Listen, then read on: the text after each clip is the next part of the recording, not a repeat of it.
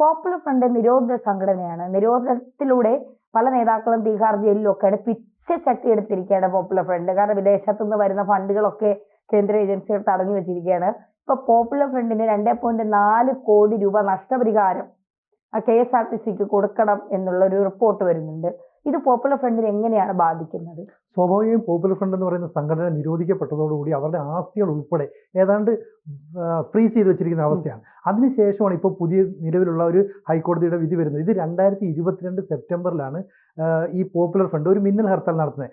സ്വാഭാവികമായിട്ടും നമ്മുടെ നാട്ടിൽ ഹർത്താൽ നടത്തുമ്പോൾ ഈ ഹർത്താൽ നടത്തുന്ന സംഘടനകളുമായിട്ട് കൂടി ആലോചിച്ചിട്ട് KSRTC സർവീസുകൾ ഓപ്പറേറ്റ് ചെയ്യാറുണ്ട്. അതായത് പ്രശ്നമൊന്നുമില്ലല്ലോ, കാരണം മലയോര പ്രദേശങ്ങളിൽ ഉൾപ്പെടെ ആളുകളുടെ ജീവിതത്തെ പൂർണ്ണമായും ദുസ്സഹമാക്കാതിരിക്കാൻ വേണ്ടിയിട്ടാണ് അങ്ങനെ ചെയ്യുന്നത്. അന്ന് 2022 സെപ്റ്റംബർ 23 ആണെന്ന് മൊത്തമുള്ള ബസ്സുകളുടെ 62%, ഏതാണ്ട് 2993 ബസ്സുകൾ അന്ന് ഓപ്പറേറ്റ് ചെയ്യാനായിട്ട് തീരുമാനിച്ചു.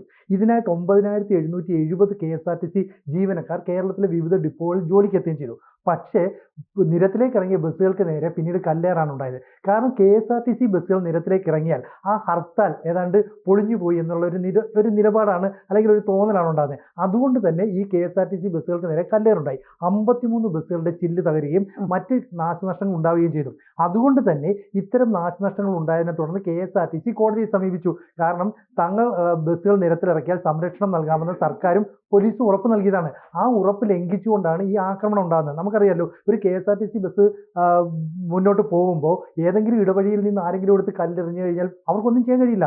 ഫ്രണ്ടിലെ ഗ്ലാസ് പൊട്ടാം, അല്ലെങ്കിൽ ആ യാത്രക്കാർക്ക് പരിക്കേൽക്കാം. അങ്ങനെയുള്ള നാശനഷ്ടങ്ങൾ ഉണ്ടായി. നമുക്കറിയാം, ഏറ്റവും ഒടുവിലായിട്ട് SDPIയുടെ ഒരു സംസ്ഥാന ഭാരവാഹിയെ, ദേശീയ ഭാരവാഹിയെ ഈ അടുത്ത സമയത്ത് പിടികൂടി. അപ്പം ഈ SDPIയുടെ ദേശീയ ഭാരവാഹി എന്ന് പറയുന്നത് നേരത്തെ പോപ്പുലർ ഫ്രണ്ടുമായി യോജിച്ച് പ്രവർത്തിച്ച അദ്ദേഹത്തിന്റെ ഉൾപ്പെടെ ഫണ്ടുകളെല്ലാം തന്നെ ഫ്രീസ് ചെയ്യപ്പെട്ടതാണ്. അപ്പൊ ഈ ഫ്രീസ് ചെയ്യപ്പെട്ടത് നേതാക്കളുടെ അല്ലെങ്കിൽ SDPIക്ക് അപ്പുറത്തേക്ക് ഈ പോപ്പുലർ ഫ്രണ്ടിലേക്ക് വന്ന ഫണ്ടുകളാണ്. ഇത് കൂടാതെ മറ്റ് ആസ്തികൾ എവിടെയെങ്കിലും ഒക്കെ ഉണ്ടാവുമല്ലോ. അപ്പൊ അത്തരം പൈസകൾ KSRTCക്ക് കൊടുത്തേ പറ്റൂ എന്ന നിലപാടിലേക്ക് വരുന്നു. അപ്പോൾ KSRTC കൊടുത്ത ഒരു കേസുമായി മുന്നോട്ട് പോകുമ്പോൾ പോപ്പുലർ ഫ്രണ്ട് ഇവിടെ ചെയ്ത പ്രവർത്തികൾ വീണ്ടും ജനങ്ങളെ ഓർമ്മിപ്പിക്കുകയാണ്. അപ്പോൾ അതൊരു തീവ്രവാദ നിലപാടുള്ള സംഘടനയായിരുന്നെന്നും അത്തരം സംഘടനകൾ ഇവിടെ ആസൂത്രണം ചെയ്ത ഹർത്താലുകൾ അല്ലെങ്കിൽ സമര പരിപാടികളൊക്കെ നാടിന്റെ നന്മയ്ക്ക് വേണ്ടിയിട്ടല്ല, നാടിനെ നശിപ്പിക്കാൻ വേണ്ടിയിട്ടുള്ളതാണ് എന്നുള്ള ഒരു പ്രവണത, അങ്ങനെ ഒരു ചിന്ത ആളുകളിലേക്ക് വീണ്ടും എത്തുന്നില്ല ഇപ്പം? തീർച്ചയായിട്ടും പോപ്പുലർ ഫ്രണ്ട് എന്ന് പറയുന്നത് നിരോധിത സംഘടന കൂടിയാണ്. ഇപ്പോ ഈ പോപ്പുലർ ഫ്രണ്ട് കേരളത്തിൽ ആ സമയത്ത് ബസ്സുകൾക്ക് നേരെ ഉണ്ടാക്കിയ അല്ലെങ്കിൽ സമൂഹത്തിൽ ഉണ്ടാക്കിയ നാശനഷ്ടങ്ങൾ എത്രയാണ് എന്നുള്ളതിന്റെ കണക്കുകൾ കേൾക്കുമ്പോൾ നമ്മൾ തന്നെ ഞെട്ടുകയാണ്. കാരണം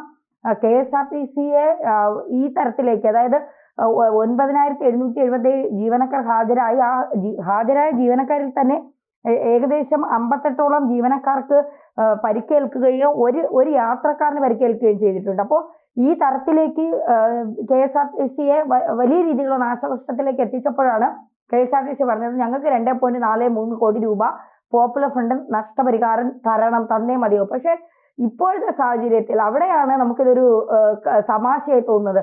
വിദേശത്തുനിന്ന് ഇവർക്ക് ഇവിടെ തീവ്രവാദ പ്രവർത്തനങ്ങൾ നടത്താൻ വേണ്ടി വിദേശത്തുനിന്ന് പല അക്കൗണ്ടിൽ നിന്ന് ഫണ്ട് വന്നു. ആ ഫണ്ടുകളൊക്കെ NIA കണ്ടെത്തി ED കണ്ടെത്തി ഫ്രീസ് ചെയ്തിരിക്കുകയാണ്. ഇനി അവർ എവിടെ നിന്ന് ഈ ഫണ്ട് എടുത്ത് നഷ്ടപരിഹാരം അടയ്ക്കും എന്നുള്ളത് ഒരു വലിയ ചോദ്യമാണ്. കാരണം നേതാക്കന്മാരെല്ലാം അഴിക്കുള്ളിലാണ്. ഇവിടെ പല സംഘടനകളിലും ചേർന്ന് നിന്ന് നുഴഞ്ഞു കയറി പ്രവർത്തിക്കുന്നു എന്നുള്ളതല്ലാതെ ഒന്നും ചെയ്യാൻ കഴിയാത്ത ഒരവസ്ഥയിലാണ്.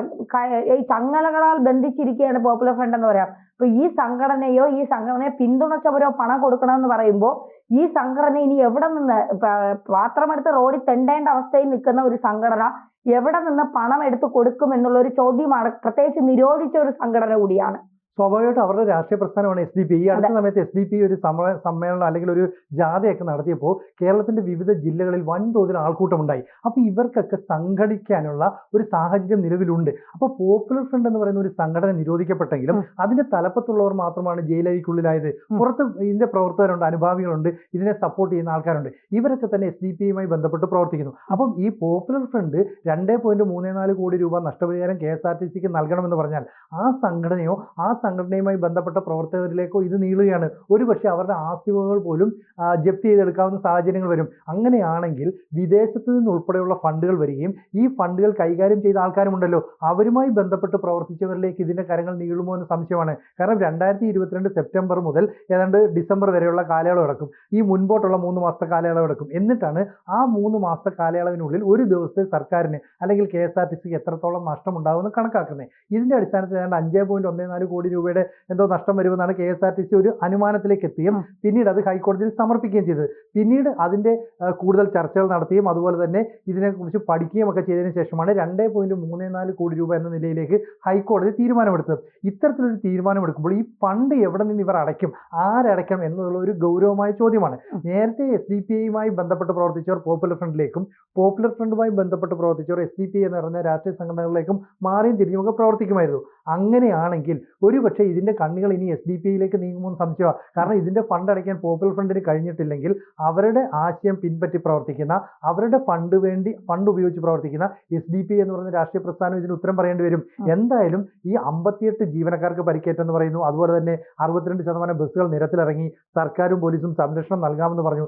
എന്നിട്ടും പോപ്പുലർ ഫ്രണ്ട് ഉപദ്രവം നടത്തി. മാത്രമല്ല ഈ ഹർത്താൽ, സാധാരണ ഈ ബന്ദ് നടത്തുക, ഹർത്താൽ നടത്തുക എന്നൊക്കെ പറയുമ്പോൾ ഒരാഴ്ചയോ അല്ലെങ്കിൽ ഒരു മാസം മുമ്പോ ഒക്കെ പ്രഖ്യാപിക്കും. അപ്പോൾ സ്വാഭാവികവും ആളുകൾ യാത്രയൊക്കെ മാറ്റിവെക്കും, അല്ലെങ്കിൽ എന്തെങ്കിലും അവശ്യ കാര്യങ്ങളുണ്ട് അതൊക്കെ മാറ്റിവെക്കും, പരീക്ഷകൾ മാറ്റിവെക്കും, ഇതെല്ലാം ചെയ്യും. പക്ഷെ മിന്നൽ ഹർത്താൽ എന്ന് പറയുന്നത് ഇന്നും നാടിന് ശാപമാണ്. ഒരു സുപ്രഭാതത്തിൽ പ്രഖ്യാപിക്കുകയാണ് നാളെ ഹർത്താലാണെന്ന് പറഞ്ഞാൽ ചിലപ്പോൾ അത് വൈകുന്നേരം 5 മണിക്കായിരിക്കും പ്രഖ്യാപിക്കുന്നത്. നാളെ യാത്ര പോകേണ്ട ആൾക്കാരുണ്ടാവും, ഹോസ്പിറ്റലിൽ പോകേണ്ട ആൾക്കാരുണ്ടാവും, അടിയന്തര മീറ്റിങ്ങുകൾ പങ്കെടുക്കേണ്ട ആൾക്കാരുണ്ടാവും, പല സ്ഥലങ്ങളിൽ നിന്ന് സ്വന്തം നാട്ടിലേക്ക് തിരിച്ചു വരേണ്ട ആൾക്കാരുണ്ട്. ഇവരെല്ലാം പെട്ടെന്ന് സ്റ്റക്കായി പോവുകയാണ്, എവിടെയെങ്കിലും കുടുങ്ങി പോവുകയാണ്. അങ്ങനെയുള്ളവരെ രക്ഷപ്പെടുത്താൻ വേണ്ടിയിട്ടാണ്, അവർക്കൊരു സഹായം നൽകാൻ വേണ്ടിയിട്ടാണ് ഈ KSRTC പോലെയുള്ള സംവിധാനങ്ങൾ ഉപയോഗിക്കുന്നത്. നമുക്കറിയാം, ഒരു ദിവസം നമ്മുടെ സമൂഹത്തിൽ ഈ ഹർത്താൽ അല്ലെങ്കിൽ ബന്ദ് നടത്തി കഴിഞ്ഞാൽ ഉണ്ടാകുന്ന നഷ്ടം കോടികളാണ്. അതുമൂലം കച്ചവട സ്ഥാപനങ്ങളെ ബാധിക്കുന്നു, വ്യവസായത്തെ ബാധിക്കുന്നു, സാധാരണക്കാർ അതായത് അന്നന്ന് ജോലി ചെയ്ത് കുടുംബം പുലർത്തേണ്ട ആൾക്കാരെ ബാധിക്കുന്നു. അങ്ങനെ സമസ്ത മേഖലയും ബാധിക്കുന്ന കാര്യമാണ്. ഇത് മിന്നൽ ഹർത്താലാണ്. ഇതാണ് ഹൈക്കോടതി ഗൗരവമായി കണ്ടത്. അപ്പോൾ ഇത്തരം മിന്നൽ ഹർത്താലുമായിട്ട് പോപ്പുലർ ഫ്രണ്ട് പോലെയുള്ള സംഘടനകൾ രംഗത്തേക്ക് വരികയും അന്ന് ഞങ്ങൾ ഈ KSRTC സർവീസ് നടത്തുന്നതിനെ എതിർക്കില്ല എന്ന് പറയുകയും ചെയ്തതാണ്. എന്നിട്ടും ഇവർ ഈ ബസ്സുകൾക്ക് നേരെ കല്ലെറിഞ്ഞു. അപ്പം അന്ന് വാക്ക് പാലിച്ചവരെല്ലാം തന്നെ, അല്ലെ വാക്ക് പറഞ്ഞവരെല്ലാം തന്നെ അത് തെറ്റിച്ചു. ആ തെറ്റിച്ച ആൾക്കാരെല്ലാം തന്നെ ഇന്ന് അഴിക്കുള്ളിലാണ്. പക്ഷേ ബാക്കി ആരാണ് ഈ പണം അടയ്ക്കേണ്ടത്? തന്നെ നേരത്തെ പറഞ്ഞ പോലെ ഈ പണം അടയ്ക്കേണ്ടത് ആരാണ്? ഈ പണത്തിന് വേണ്ടി ഇവർ ഇപ്പോൾ റോഡിലേക്ക് ഇറങ്ങേണ്ട ഒരു സ്ഥിതി വരുമോ? മാത്രമല്ല അത് കോടതിയും സർക്കാരും ഒക്കെ അംഗീകരിക്കുമോ? ഇതൊക്കെ തന്നെ ഗൗരവമുള്ള ഒരു ചോദ്യം തന്നെയാണ് അല്ലേ? തീർച്ചയായിട്ടും. ഇത് ഈ പണം സ്ഥിതി ചോദിച്ചത് ഒരു പ്രധാനപ്പെട്ട ചോദ്യമാണ്. ആരടക്കി ഈ പണം? ഇവരെ പിന്തുണച്ചവർ ഒക്കെ ഇതിൽ നിന്ന് മാറി ഓടി രക്ഷപ്പെടുകയാണ്. കാരണം കേന്ദ്ര ഏജൻസിയാണ് കേന്ദ്ര സർക്കാരിനാണ് ഇവരെ നിരോധിച്ചത്. അപ്പോൾ ഈ പണം ആരടയ്ക്കും എന്നുള്ള ഒരു ചോദ്യം വളരെ ഗൗരവമായി കാണേണ്ടതാണ്. പിന്നെ PFI, SDPI പോലുള്ള സംഘടനകൾ സമൂഹത്തിൽ ഉണ്ടാക്കുന്ന ഒരു ഭീതിയുണ്ട്. ഇപ്പോൾ SDPI തന്നെ പറയുന്നത്, അവരുടെ ഒരു മുദ്രാവാക്യം തന്നെ അരിയും മലരും കുന്തിരിക്കവും കരുതി വെച്ചോ, നിങ്ങളുടെ കാലന്മാർ വരുന്നു എന്നുള്ളതാണ്. അപ്പോൾ ഇത്തരം പരാമർശങ്ങൾ അല്ലെങ്കിൽ ഇത്തരം മുദ്രാവാക്യങ്ങൾ, വിദ്വേഷപ്രദമായ മുദ്രാവാക്യങ്ങൾ, ഇത് സമൂഹത്തിനെ ഭിന്നിപ്പിക്കുന്ന തരത്തിൽ ഇവർ ഇസ്ലാമിക രാജ്യമാക്കാൻ പോകുന്നു എന്നൊക്കെ പറയുമ്പോൾ സ്വാഭാവികമായ മനുഷ്യരുടെ മനസ്സിലുണ്ടാകുന്ന ഒരു ഭയം, PFI, SDPI എന്ന് പറഞ്ഞാൽ ആളുകൾക്ക് ഒരു ഭയം തന്നെയാണ്. അപ്പോൾ ഈ സംഘടന ഇപ്പോൾ നേരത്തെ പറഞ്ഞ തുടക്കത്തിൽ സൂചിപ്പിച്ചതുപോലെ KSRTC ഒരു ഹർത്താൽ നടത്തുമ്പോൾ ആ ഹർത്താൽ നടത്തുന്നവരുമായി KSRTC ഒരു ചർച്ച നടത്തും.